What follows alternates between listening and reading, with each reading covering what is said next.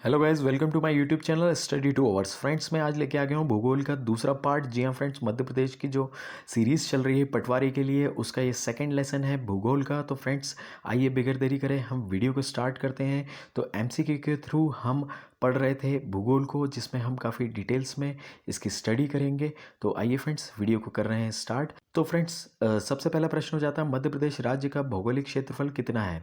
तो फ्रेंड्स, इसके ऑप्शंस हैं 3,08,252 किलोमीटर, 3,10,252 किलोमीटर, 3,58,245 किलोमीटर, 5,08,245 किलोमीटर।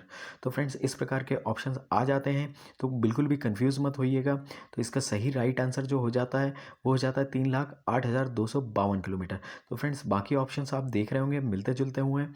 तो फ्रेंड्स, इसको याद करने का तरीका मैं आपको बता दूं, तो आप याद करने के लिए आप याद रखेंगे 3 लाख और 8252, ये ज़रूर याद रखेंगे फ्रेंड्स, इससे आपको आसानी होगी याद रखने में।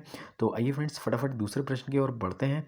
तो कर्क रेखा प्रदेश के कितने जिलों से होकर गुजरती है। तो फ्रेंड्स, ये मध्य प्रदेश के बारे में पूछा गया है, कितने जिलों से होकर गुजरती है। ऑप्शंस हैं 12, 14, 16 या 18। तो फ्रेंड्स, ये कुल 14 जिलों से होकर गुजरती है, हम सभी को पता है, बट साथ ही साथ हमें पता होना चाहिए वो 14 जिले कौन कौन से हैं। तो आइए फ्रेंड्स, वो देख लेते हैं कौन से 14 जिले हैं।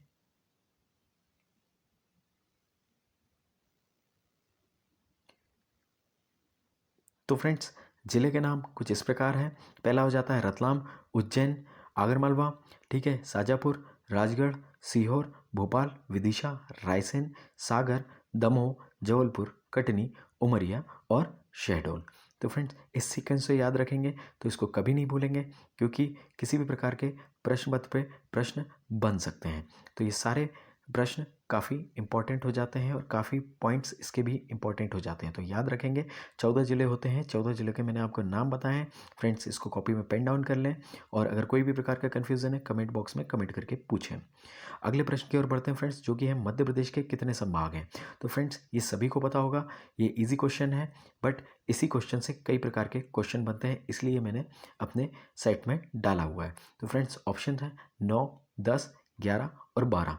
तो आइए फ्रेंड्स, इसका सही उत्तर देख लेते हैं। इसका सही उत्तर हो जाता है 10। तो फ्रेंड्स, जो मैं भी आपको बता रहा था कि इससे कई प्रश्न बनते हैं, तो हमें वो पता होना चाहिए 10 संभाग कौन कौन से हैं, क्योंकि कई बार 4 ऑप्शन आ जाते हैं, उसमें से एक सही संभाग होता है, 3 गलत होते हैं, तो हमें वहाँ पे सही संभाग टिक करके आना होता है, इसलिए हमें हर संभाग का डिटेल पता होनी चाहिए। तो प्रथम पे है फ्रेंड्स चंबल संभाग, फिर ग्वालियर, फिर हो जाता है उज्जैन, फिर हो जाता है इंदौर, फिर हो जाता है भोपाल, फिर हो जाता है नामदापुरम, फिर हो जाता है जबलपुर, फिर हो जाता है रीवा, फिर हो जाता है शहडोल और फिर हो जाता है सागर।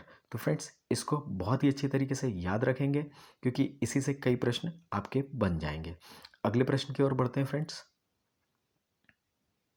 अगला प्रश्न हो जाता है फ्रेंड्स, मध्य प्रदेश में वार्षिक औसत वर्षा कितनी है। तो इसके ऑप्शंस हैं 50 सेंटीमीटर से कम, 100 से 125 सेंटीमीटर, 50 से 75 सेंटीमीटर या 1002 मिलीमीटर। तो आइए फ्रेंड्स, इसका सही उत्तर देख लेते हैं। इसका जो सही उत्तर है वो हो जाता है 100 से 125 सेंटीमीटर। फ्रेंड्स, साथ ही साथ मैं आपको कुछ डिटेल बता दूं इसी प्रश्न के बारे में, तो आप ये ज़रूर याद रखें, सबसे कम वर्षा वाला क्षेत्र कौन सा हो जाता है। ये भी प्रश्न पत्र में आया हुआ है, तो सबसे कम वर्षा वाला क्षेत्र हो जाएगा भिंड। और अगर आ जाता है कि सबसे ज़्यादा वर्षा वाला क्षेत्र, तो आप सभी को पता होगा फ्रेंड्स, पचमढ़ी सबसे अधिक वर्षा वाला क्षेत्र हो जाता है। तो आइए फ्रेंड्स, अगले प्रश्न की ओर बढ़ते हैं। अगला प्रश्न है, मध्य प्रदेश राज्य कितने राज्यों से घिरा हुआ है।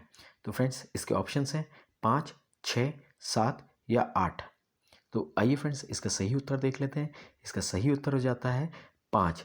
मध्य प्रदेश 5 राज्यों से घिरा हुआ है। फ्रेंड्स, वो कौन कौन से 5 राज्य हैं वो आपको मैं बता देता हूँ। छत्तीसगढ़, उत्तर प्रदेश, राजस्थान, महाराष्ट्र और गुजरात, ये 5 राज्यों से मध्य प्रदेश घिरा हुआ है। फ्रेंड्स, इसी से रिलेटेड कई प्रश्न बन चुके हैं और कई प्रश्न बन सकते हैं, इसलिए उसको कॉपी में पेन डाउन कर लीजिए जो मैं आपको बता रहा हूँ। अगर आता है पूर्वी जो राज्य पूछा जाता है मध्य प्रदेश का, तो वो हो जाता है छत्तीसगढ़। अगर पूछा जाता है उत्तरी राज्य, तो वो हो जाता है उत्तर प्रदेश। अगर पूछा जाता है पश्चिमी राज्य, तो हो जाता है गुजरात और राजस्थान दोनों। और साथ ही साथ अगर पूछा जाता है आपका दक्षिणी राज्य, तो हम वहाँ पे टिक लगा के आएंगे महाराष्ट्र। तो आइए फ्रेंड्स, अगले प्रश्न की ओर बढ़ते हैं।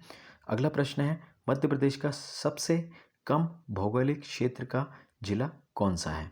तो फ्रेंड्स इसके ऑप्शंस हैं इंदौर, दतिया, मुरैना और जबलपुर। तो फ्रेंड्स आइए इसका सही उत्तर देख लेते हैं। इसका सही उत्तर हो जाता है फ्रेंड्स, वो हो जाता है दतिया। ठीक है ना फ्रेंड्स, याद रखेंगे सबसे कम क्षेत्रफल की बात होगी वहाँ पे हम लगा के आएंगे दतिया, और अगर पूछ लिया जाता है सबसे अधिक क्षेत्रफल की तो वो हो जाता है छिंदवाड़ा। ठीक है ना फ्रेंड्स, बट क्षेत्रफल की बात नहीं हो रही यहाँ पे बात हो रही है भौगोलिक क्षेत्र की। तो बिल्कुल भी कंफ्यूज मत होइएगा।